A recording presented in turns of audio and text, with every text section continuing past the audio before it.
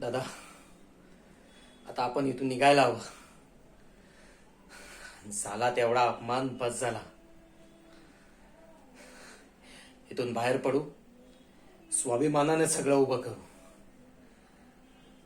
आपल्या बाबांनी ज्यांना भीक देऊन उभं केलं त्यांच्या पाया पडायची आता काही एक गरज नाही. नाही, काही एक बोलू नका. तुम्ही येणार नसाल तर मी जातो, पण मला आता अपमान सहन होत नाही. मी थांबलोय तुमच्यासाठी बाहेर.